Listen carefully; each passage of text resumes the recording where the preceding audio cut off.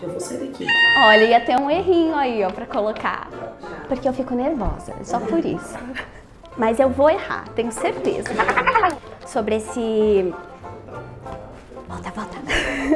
Pera aí, deixa eu ler. É porque é meio grande, eu tava pensando enquanto escrevia.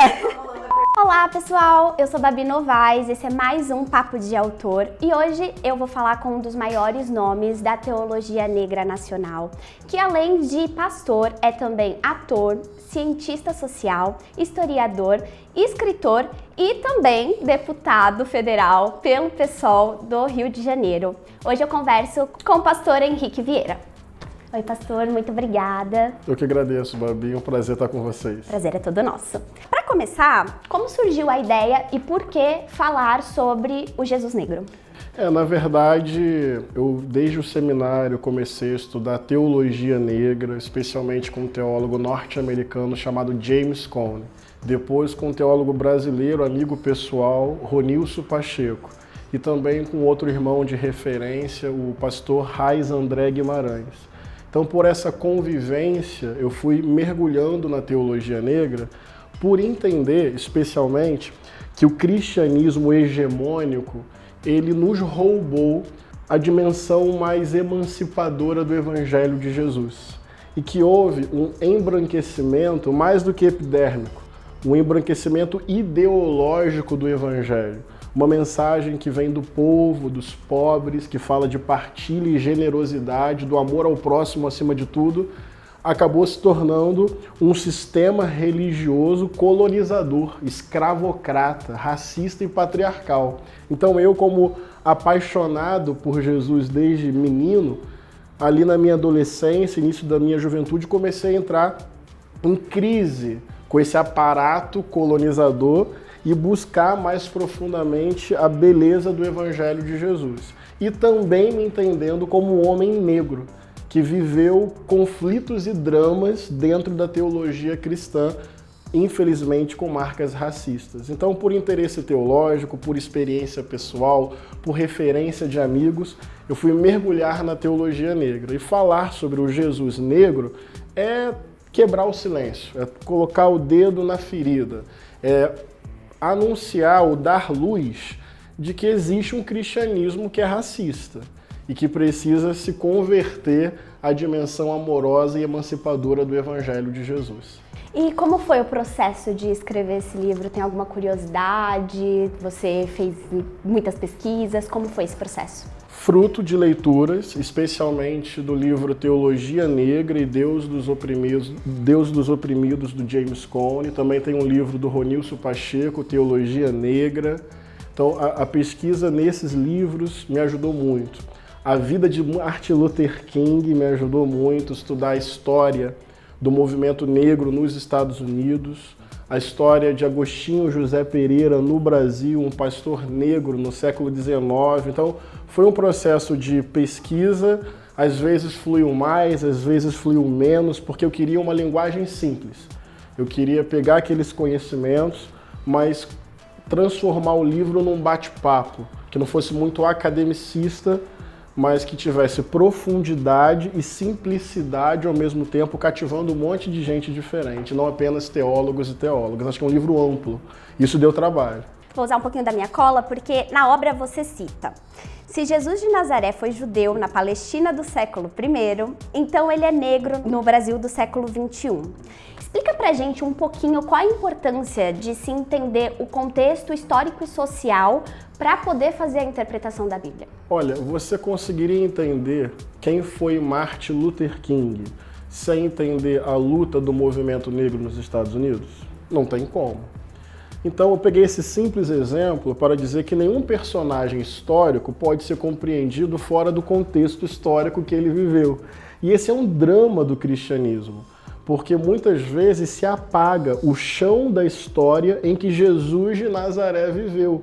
Então resgatar o contexto do Jesus de Nazaré é fundamental para entender a mensagem do Evangelho. Então nesse trecho o que eu estou dizendo? Jesus foi judeu, na Palestina do primeiro século. O que isso significa naquele contexto? que ele fazia parte de um povo explorado, colonizado e oprimido pelo Império Romano. Isso não é detalhe.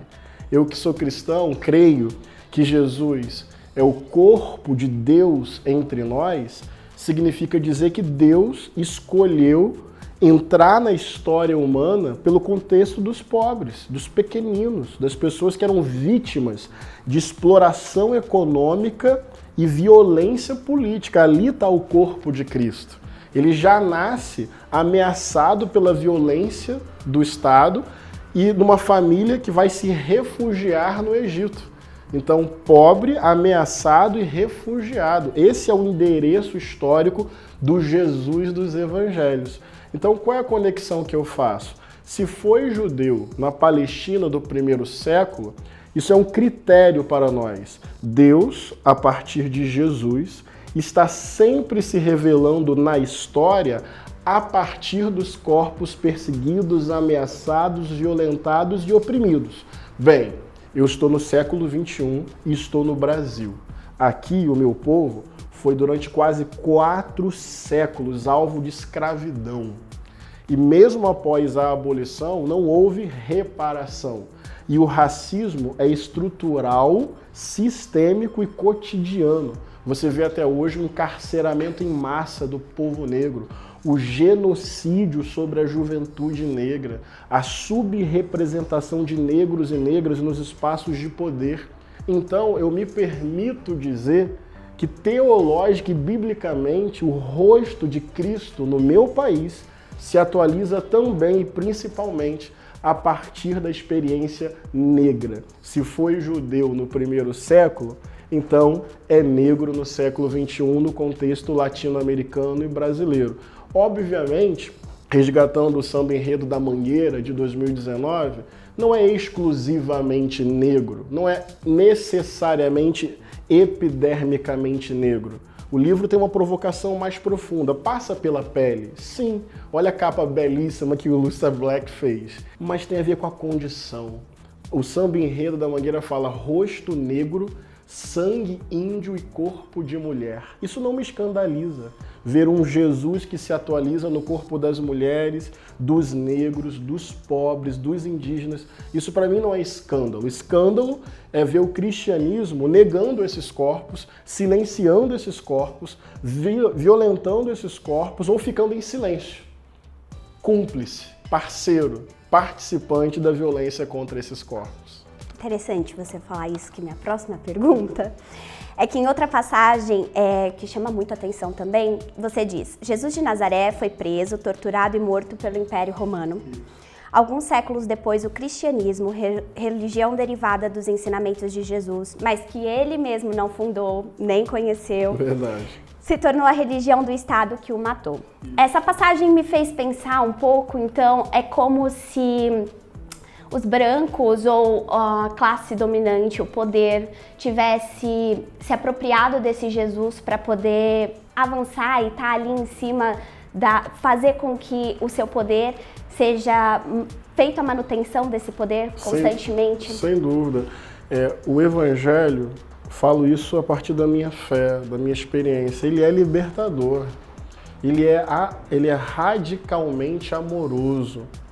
Ele organiza as pessoas, ele coletiviza os bens, ele quebra hierarquias. Então veja, potencialmente revolucionário. Daí, o que eu quero dizer é que muitas vezes o poder político e econômico se apropria dessa mensagem, no fundo porque sabe do potencial revolucionário, emancipador, amoroso que essa mensagem tem. Acho que é o que a sua pergunta carrega. Então Jesus não funda uma religião, ele anuncia o reino de Deus, de justiça, de paz, de alegria, de solidariedade. E daí, como consequência da sua vida, formam-se as primeiras comunidades cristãs, longe do templo. Na verdade, primeiro esse povo que caminhava com Jesus foi chamado de povo do caminho, porque era uma galera que você encontrava por aí, na esquina, na rua, na praça, no caminhar da vida. E longe do templo, e perseguido pelo templo. E a palavra cristão, no grego, é Christianoi, que significa pequeno Cristo. Então são pessoas que caminham de forma tão comprometida com o ensinamento de Jesus que elas são um pequeno Jesus, um pequeno Cristo no mundo. Isso para mim é ser cristão. Ao amar Jesus e crer em Jesus, atualizar Jesus na nossa própria vida. É muito mais uma prática de amor do que propriamente uma confissão dogmática. Mas enfim, esse movimento cresce, inicialmente muito popular, e depois ali no século IV, o imperador Constantino se apropria desse movimento que vinha em expansão e torna a religião oficial do Estado, do poder. Mas aí está o contrassenso. Esse foi o Estado que matou Jesus. E agora é a partir desse lugar que a vida de Jesus vai ser lida e interpretada. Então você vai silenciar o contexto, lembra que a gente acabou de falar? Vai apagar o Jesus dos pobres, dos pequeninos, da partilha do pão, da denúncia ao acúmulo de riquezas, porque não interessa mais. Porque agora é o Jesus guerreiro, é o Jesus estatal, é o Jesus do império, é o Jesus com arma na mão. E isso, ao longo da história, também tem a ver com esse Jesus branco. E aqui, uma palavra para quem está nos vendo, não é nada anti-branco, é a condição privilegiada na sociedade. Eu costumo dizer o seguinte: se tivesse 4 séculos de escravidão sobre o povo branco, se hoje eu tivesse no Brasil o genocídio da juventude branca, se hoje mulheres brancas fossem alvo de violência obstétrica permanente e racista nas maternidades, então eu diria o quê? Qual seria o título do livro? Jesus branco. A questão é relacional, contextual, histórica. O corpo de Jesus, num contexto histórico, vai ser sempre associado ao corpo oprimido. É um corpo negro porque o povo negro foi e é oprimido nesse país. Mas eu concordo muito com o pressuposto da sua pergunta. Parece que os poderosos sabem do potencial emancipador do Evangelho e por isso tentam apagar a cruz, apagar o Nazareno, para criar esse Cristo bélico de arma na mão que interessa, é muito conveniente para essas estruturas alienantes e de poder. Quando você intitula ali o capítulo 4, Sobrevivendo ao Genocídio, você fala sobre o massacre dos meninos com menos de 2 anos, que o Herodes decretou se sentindo ameaçado pelo nascimento de Cristo, e responde uma pergunta que é sobre se esse contexto é diferente dos dias atuais, dizendo que não é diferente. Mas você também, eu sinto que esse livro, você faz toda essa reflexão, mas é um livro de muita esperança e você traz muito essa ideia de que Cristo é revolução e libertação. Atualmente, se reapropriar da imagem de Jesus, porém sobre a personificação do homem negro, é o começo para a gente dar um pontapé ali na revolução que nos levará para a libertação? Totalmente. Essa é a paixão que o livro carrega. A negritude de Jesus é afirmar que o Evangelho é esperança, mas não uma esperança alienada, uma esperança ilusória, uma esperança apenas da espera. Aqui eu vou dialogar com o Paulo Freire. É a esperança que se faz, é a esperança que se organiza coletivamente, é a esperança do verbo esperançar. O Evangelho é esperança na prática, ele é realista, nada ilusório. Jesus morre na cruz, vítima de violência do Estado, abandonado por muitas pessoas próximas e com parte do povo satirizando e comemorando a sua morte. Isso não tem nada de glorioso, mas o final do Evangelho não é a cruz. O final do Evangelho é a ressurreição. É como se fosse uma teimosia da vida, uma expressão do Emicida: a vida sempre vence. É como se fosse um protesto permanente contra tudo aquilo que aniquila a vida na sua possibilidade, na sua potencialidade. Então esse protesto contra a morte, e não estou nem falando da morte como ciclo natural da vida, que a gente pode ressignificar e acolher até em paz. Estou falando da morte produzida, da morte intencional. Estou falando de que a cada 28 minutos um jovem negro é executado no Brasil. E mais absurdo que o absurdo é quando o absurdo deixa de ser absurdo. Porque o racismo faz isso. Ele mata em grande escala e cria o sentimento que naturaliza essa matança. Ele é tanto a produção da morte quanto a naturalização da morte. Por isso que ele é esse absurdo da indiferença diante da violência que ele mesmo provoca. O Evangelho não nos esconde a maldade humana. Tá aí a morte de Jesus. Mas eu tento colocar essa dimensão no livro. O Evangelho nos convida a fazer roda, a partilhar o pão, a estender a mão, a chorar com quem está chorando, a perdoar quem precisa de um recomeço na vida, a denunciar a hipocrisia de um moralismo religioso sem compaixão, a dizer que o centro de qualquer espiritualidade é o amor ao próximo. Isso é consolo, isso é alívio para a alma. Isso é cabeça erguida, isso é olhar aberto, isso é disputar os rumos da vida e da história, isso é dar a mão e fazer acontecer. Isso é esperança. Eu creio que o rosto negro de Jesus não é para ofender nem incomodar qualquer pessoa. É para resgatar essa dimensão resistente, potente, libertadora, revolucionária, amorosa do Evangelho. Porque se é verdade que há racismo, e me parece óbvio que é, como o amor fica em silêncio, lava as mãos, se isenta, não tem nada a ver com a minha fé, com a minha espiritualidade, com o meu culto, minha adoração, minha leitura bíblica. Eu quero chamar todo mundo a pensar a radicalidade do amor. O amor é antirracista, o Evangelho é antirracista. E um Jesus negro, para mim, é a imagem mais bonita para resgatar essa potência do Evangelho. E só um comentário, porque o livro tá maravilhoso, realmente, gente. Acho que você traz muito essa voz e é um livro muito potente, porque consigo ver você caminhando sobre essa vida e como você constrói a partir disso e até quando fala sobre a morte de Cristo, mas também como o ato de ressurreição fosse aquele...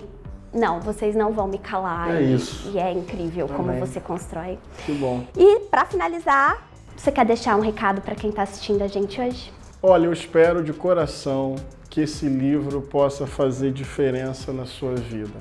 Eu fui um menino que, criado na igreja, eu amo igreja, frequento igreja até hoje, mas eu lembro bem de aprender que a cor do pecado era preta.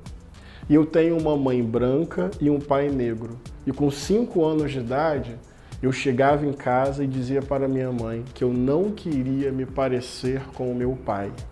E eu não sou negro de pele retinta, eu sou negro de pele mais clara.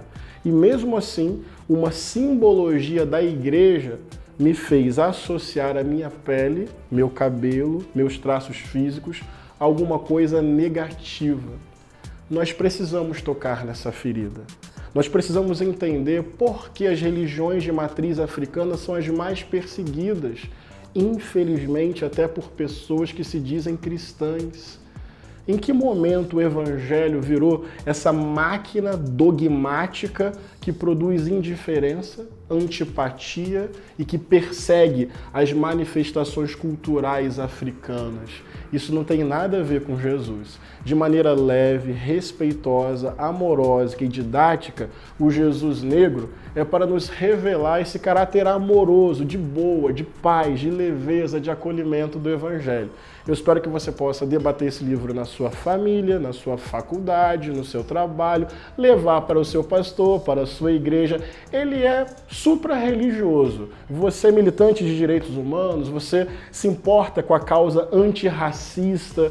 Esse livro também é importante. Aqui é Jesus para além do cristianismo. Qualquer pessoa interessada em enfrentar o racismo, eu acho que esse livro pode ser útil e interessante. Esse é o desejo mais sincero e genuíno do meu coração. Fraterno abraço e viva o Jesus negro, sempre atual, de Nazaré, da Maré, do Alemão, do Brasil. Muito obrigada, pastor. É isso, esse foi mais um episódio E eu espero vocês no próximo. Valeu.